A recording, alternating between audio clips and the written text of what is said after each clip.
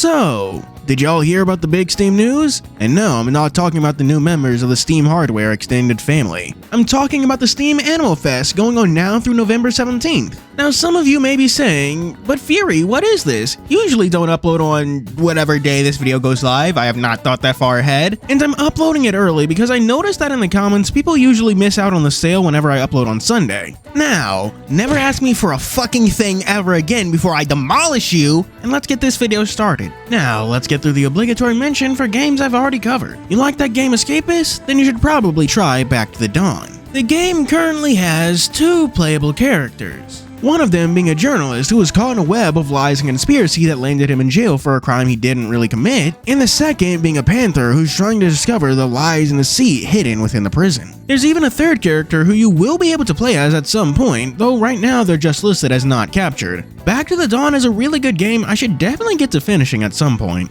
Next up, we're re-mentioning Tunic. It's a really good game that's a lot like Zelda. Presuming you're talking about the original Zelda, but not for the NES if you're American, but for the Famicom specifically. Everything is super obscure and vague. You are given an in-game manual, but it's written in a made-up conlang and you're supposed to figure out based on the pictures. It's a lot of fun, but at the same time it makes you want to pull your fucking hair out. And finally, for the games we're recovering, we have Night in the Woods. Imagine Persona, but remove the RPG element and replace it with platforming and give it a way better story. Seriously, Night in the Woods is a gem with amazing characters, amazing music, and a lovable art style. Drop everything you're doing right now and go play it. Now let's get to covering the games I haven't talked about before, starting with one I mentioned a way long time ago back when it was in early access.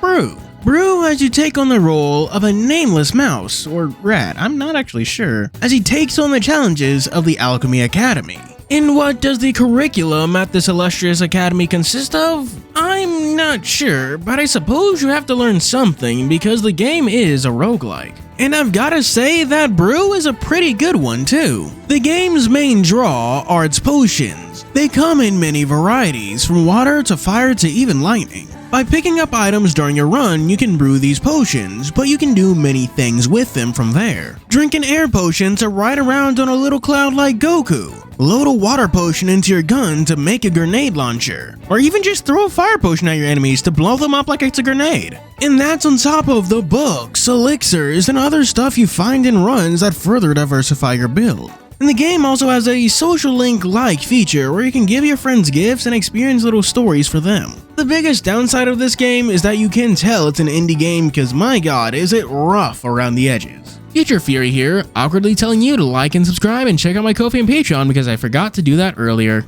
Also, this video is going up on Friday and I should be streaming that day. I'm not sure what I'll be streaming, but I probably will be streaming something, so do check that out. The next game I'd like to talk about is another roguelike, although while this one is featured as part of the festival, it is not on sale. The name of the game being Gunfire Reborn. I've talked about the game before in my Furry Games of the Year video, which you should totally watch by the way. In regards to gameplay, it's honestly very similar to Borderlands, where one of the main gimmicks is combining elemental effects. There's too many combinations and stuff for me to get into now, but just know that there are tons and tons of weapons to pick up on your runs for you to mix and match with, and that's alongside being able to pick your character, each who come with their own character abilities and gimmicks to suit your playstyle. And the game is still getting active support, not only through updates and mission modes and all that stuff, but in October 2022 it got even more DLC characters. That's on top of the whole slew we already have. The biggest flaw with this game is the lack of a story mode, meaning unless you love the gameplay, you're not going to want to stick with it for too long. For the next game we're talking about, that one will be Little Kitty Big City, a game I streamed way back in the day. This game is all about an itty bitty kitty that gets lost and is forced to explore the city to find their way back home. It's a sandbox platformer where you're given a lot, and I do mean a lot, of freedom with how you go about things. The closest thing to an actual goal you have is to collect as many red fish as you can, that way you can build up your stamina, that way you can climb better and get back into your apartment. In the immediacy, what you'll be doing is meeting all the characters, exploring the little side quest, and collecting a bunch, and I do mean a bunch, of hats. Seriously, there are a ton of cosmetics in this game. You can customize your cat pretty much however you want. And way back in August, they even added the Picture Perfect update, which added tons more content than when I was playing. The game is small and short, so I think a time like right now when it's on sale is a good time to buy it. You youngins probably won't remember this game, but all you old as fuck boomers should definitely recognize this name.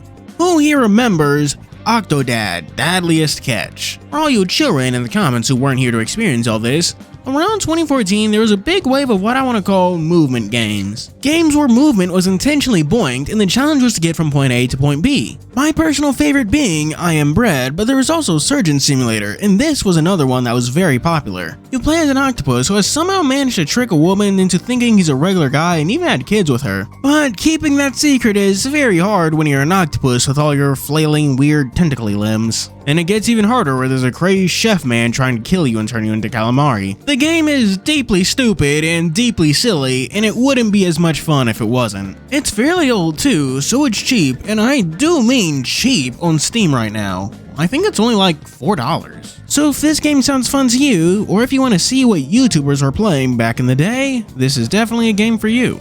And speaking of Octodad, I have another game recommendation that's in a similar vein, that one being Snake Pass. This game's gimmick is all about the fact that you play as a snake, and not just that you play as a snake, but that you move like one too. You shimmy and slide, constrict, and climb your way throughout each of the levels, collecting gems and coin. While its unique mode of movement is the focus, it distinguishes itself a lot from games like Octodad because the controls don't necessarily feel unintuitive. It'll take a hot minute to get the hang of, but once you do, you'll find yourself going along with it quite well. It's why Snake Pass has been one of my favorite games for ages. And it's literally $4 on Steam right now, so I super recommend you go and try it. The next game I want to talk about is a colorful little adventure called Chicory. In a world of black and white, it is the artist Chicory who provides the world with color, and their janitor Pizza is one of their biggest fans. However, it seems that Chicory has fallen into a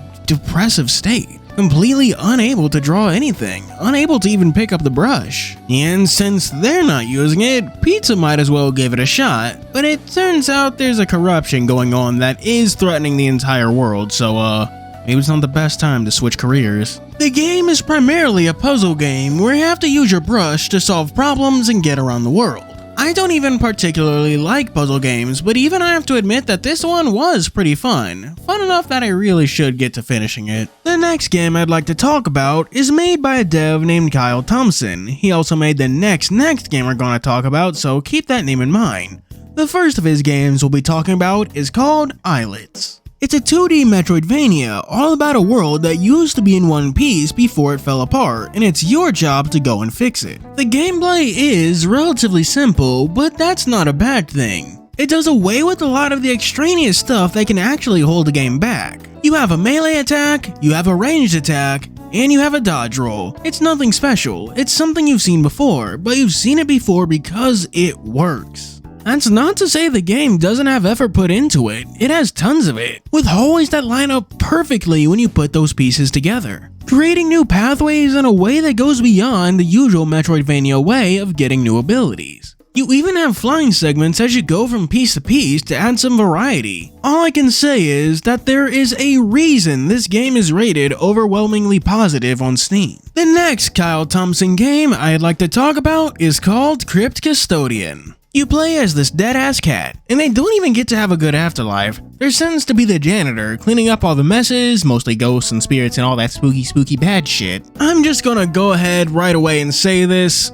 I have not finished this game. In fact, I haven't played that much. I was streaming it, but people didn't really like that game, so the stream didn't do so well, so I stopped doing that. And that will always make me mad because the game was a lot of fun. It's this isometric hack and slash with a bit of Souls mixed in. And the characters are pretty good too. It's a bunch of ghosts towards a Nihide paradise who now plan to break in. I know I've said this a lot, and you can bet your sweet Bippy I'm saying it again, but I really should get to finishing this game. And speaking of games I really should get to finishing, we have Lennon the Lion. And no, not Lennon the Beetle, Lennon! No, not the communist guy! This guy, the lion! Lennon the Lion is an RPG maker game that's all about this white lion named Lennon, an outcast in his little town. The game is a bit like Deltarune in a sense in that it's a portal fantasy, a game where Lennon travels to all these wacky worlds with wacky events. But this game is also significantly more depressing than Undertale, with a large ongoing theme of depression, isolation, and social anxiety.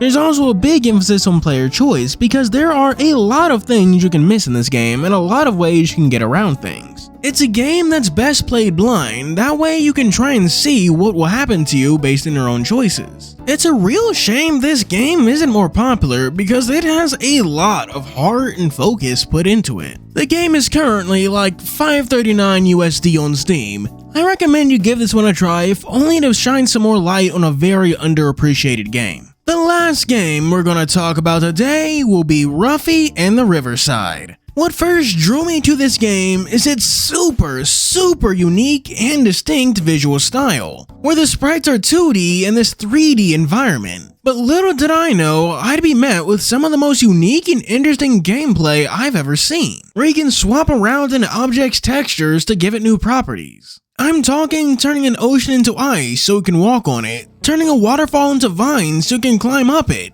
A puzzle really early in the game that I thought was super clever was when you're presented with turning on a machine. How do you do this? Do you power on all the wires? No, you just simply copy the on texture and swap it with the off ones. This swap mechanic is a great idea that presents a lot of opportunities, making it a genius idea to base a collectathon platformer on. Or at least I think this game is a collectathon platformer. I haven't actually played this game much at all. Like, I bought it yesterday and now I'm spending most of my time today making this video. I only have like 20 minutes in the game. But from the little I've played, I think this game is super cool and super unique and kind of amazing, like Hat in Time levels of amazing. It's a crime it's not more popular, seriously. Go play it. And with that, that's the end of the video, mostly because I am out of games to cover. So I suppose this means we should just do our Patreon shoutouts. We have special thanks to Wolfrix, McCoides, Garnlafay, Choron, and Zora Chow, the Full Metal Alchemist. Thank you for watching. Do be sure to like and subscribe. As always, this is your host Furry, signing out.